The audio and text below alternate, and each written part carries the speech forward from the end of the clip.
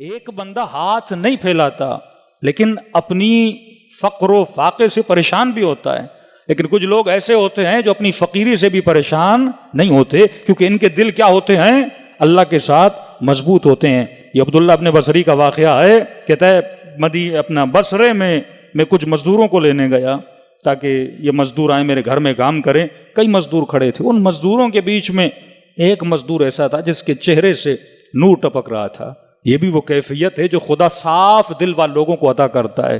مطلب آپ کا دل اگر صاف ہو گیا، آپ نورانی چہروں کو ریڈ کرنا شروع کر دیں گے کہ اللہ نے کس کے چہرے میں کیا رکھا ہے؟ نور رکھا ہے، کیونکہ دل سے ملتا ہے۔ اگر پاک دل ہے، سب سے بڑی گریوٹی، سب سے بڑا جاذبہ اگر خدا نے کسی کے دل میں رکھا ہے، وہ مومن کے دل میں رکھا ہے کہ مدائن میں سلمان دنیا سے جاتا ہے، وہ علی کے دل کو کھینچ کے مدائن میں لے کر آتا ہے۔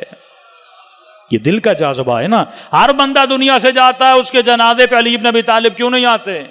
اس کے جنازے پہ امام زمانہ کیوں نہیں آتے؟ لیکن اگر دل میں وہ گریوٹی اور جاذبہ موجود ہو، وہ اپنے مولا کو اپنی طرف کھینچ کے لاتا ہے۔ وہ دل گویا بلاتا ہے کہ مولا میرے جنازے پہ آ جائیے۔ وہ مشہد کی خاتون کا واقعہ جس نے 40 سال گھر کے اندر بند رہی یا اپنے سر سے دوپٹہ نہیں اتارا، جب اس کے جنازے کی نماز امام زمانہ پڑھانے آتے ہیں تو وہ دل کا جاذبہ تھا نا، تو اپنے امام کو اپنی طرف کھینچ رہا تھا۔ یہ بھی جبان بصرے میں کام کرتا ہے، مزدوری کا کام۔ عبداللہ ابن بصری کہتے ہیں میں نے اس کے چہرے پہ کیا دیکھا؟ نور دیکھا۔ میں نے کہا جوان کیا میرے گھر میں کام کرو گے؟ ہفتے میں کتنے دن کام کرتے ہو؟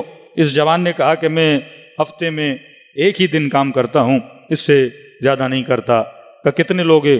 کہا 2 درہم لوں گا۔ میں نے کہا ٹھیک ہے میرے گھر میں آ جا۔ کہا اس نے کہا میری ایک شرط ہے، اس شرط پہ آپ کے گھر میں کام کروں گا۔ کہا کیا شرط ہے؟ کہا شرط یہ ہے پوری رات کام کروں گا، لیکن اذان سے پہلے مجھے تھوڑا وقفہ چاہیے تاکہ میں رب کو جا کے سجدہ کروں، نماز پڑھنے کے بعد پھر آپ کا کام جاری کروں گا۔ آپ یہ قدغن میرے اوپر نہیں لگائیں گے کہ کام جاری رکھو، نماز کے بعد میں پڑھنا کا کام خلوص سے دل سے کروں گا۔ یہ وہ مضبوط دل ہے جو کام و کاج کی خاطر بھی اپنی عبادت سے درکنار نہیں ہوتا۔ اس نے کہا ٹھیک ہے کوئی بات نہیں۔ عبداللہ بصری کہتے ہیں میں نے اس کو اپنے گھر میں بلایا۔ اس ایک بندے نے 3 بندوں کے برابر میرے گھر میں کام کیا، اور جب جانے لگا میں نے کہا آپ نے محنت بہت کی ہے، 2 کی جگہ میں نے اس کو 4 درہم دیے۔ اس نے کہا نہیں، میں نے 2 مانگے تھے، 2 ہی لوں گا، 4 نہیں لوں گا۔ مطلب یہ وہ دل ہے جو مال دنیا کی طرف مائل نہیں ہے، یہ مطمئن ہے اپنے کام پر، مطمئن ہے اپنی زندگی سے۔ اس کے لیے فرق نہیں 4 ہو جائیں 2 ہو جائیں، کہ پورا ہفتہ کام نہیں کرتے، ہفتے میں 1 دن کام کرتے ہو اور میں 4 درہم دے رہا ہوں، اس کی جگہ پر بھی تم 2 لینے کے لیے تیار ہو۔ وجہ کیا ہے؟ کہ میرے ہفتے کا ٹوٹل خرچہ ہی 2 درہم ہے۔ زیادہ وہ لے جسے فکر دنیا ہو، مجھے فکر دنیا نہیں ہے، مجھے دنیا کی پرواہ نہیں ہے، میری زندگی اور میرے کام و کاج کے لیے یہ 2 درہم کافی ہے۔ میں نے کہا بڑا نیک جوان ہے۔ اگلے ہفتے پھر بازار میں گیا، اس کو لے کر آیا، تیسری بار لے کر آیا، چوتھی بار جب بازار گیا یہ جوان مجھے کہیں پہ نظر نہیں آیا۔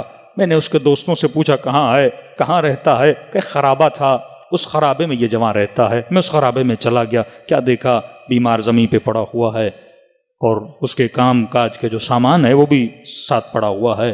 میں نے کہا جوان اگر اجازت ہو تیرا سر میں اپنی گود میں لے لوں۔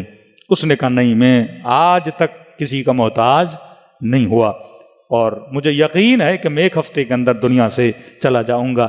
کہا یہ بیلچہ پڑا ہوا ہے، ان چیزوں کو بیچ لینا، اور ایک ہی وصیت ہے میرے کفن اور دفن کا بندوبست کر دینا، مجھے دفن کر دینا، میں شاید اسی لمحے چلا جاؤں، شاید 1 ہفتے کے بعد چلا جاؤں۔ اور ایک اور وصیت ہے، اس نے ایک انگوٹھی نکالی اور انگوٹھی مجھے دی۔ کہتا میں نے کبھی انگوٹھی اس کے ہاتھوں میں خود کو پہنتے ہوئے نہیں دیکھا تھا اور لگ رہا تھا بڑی قیمتی انگوٹھی ہے۔ کہ جب کبھی تیرا بغداد جانا ہو یہ انگوٹھی میرے باپ کو دے دینا۔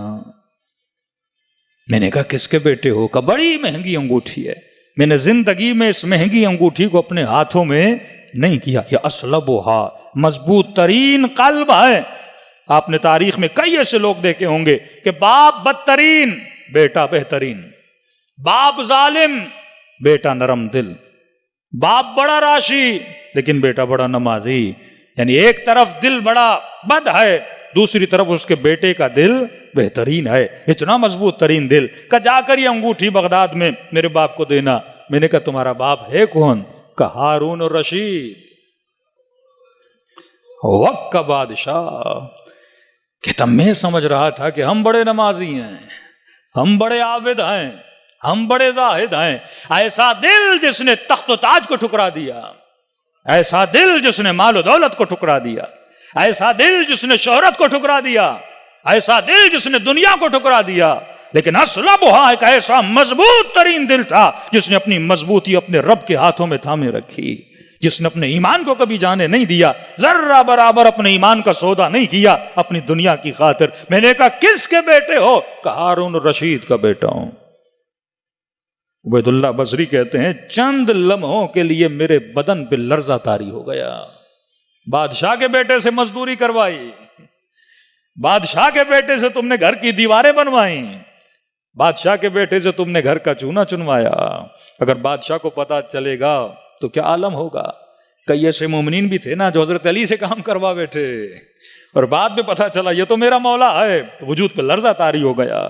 کہ قافلہ کے جس میں چھٹے امام جاتے ہیں پورے قافلے والوں کے برتند ہوتے ہیں، قافلے والوں کو پتا نہیں ہے ہمارا مولا ہے، یہ ہمارا آقا ہے۔ جب پتا چلا تو وجود پہ لرزہ طاری ہو گیا۔ اور وہ جوان جو مشہد الرضا میں اپنی پیٹھ حمام کے اندر امام رضا سے صاف کروا چکا وہ بوڑھا، اور بعد میں پتا چلا یہ تو میرا مولا ہے، یہ تو میرا آقا ہے، وجود پہ لرزہ طاری ہو گیا۔ کہ میں نے کس سے اپنا گھر بنوایا وجود پہ؟ اس نے کہا گھبرانا نہیں، میں نہ اپنے باپ سے ملتا ہوں نہ اسے بتاؤں گا، بس ایک وصیت ہے میری انگوٹھی دے دینا، کیونکہ جس مال سے اس نے انگوٹھی دی تھی وہ مال حلال کا مال نہیں ہے، وہ مظلوموں کے خون سے ان کی کمائی سے بنایا ہوا مال ہے، لہذا اس مال کی ایک بھی انگوٹھی قیامت کے دن رب کے حضور میں لے جانا نہیں پسند کروں گا۔ کہ میں نے دیکھا اتنا نیک جوان اچانک سے کہا کہ عبید اللہ بصری جلدی سے میری کمر کو سیدھا کرو، جلدی سے مجھے بٹھاؤ، میں پریشان ہو گیا، گویا وجود پہ اس کے لرزہ طاری ہو گیا۔ میں نے کہا ماجرا کیا ہے؟ کہ جلدی جلدی سے مجھے بٹھاؤ، یہ مقام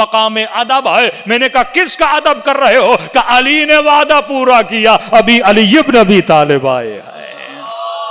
صلوات پڑھے مولا کے شان۔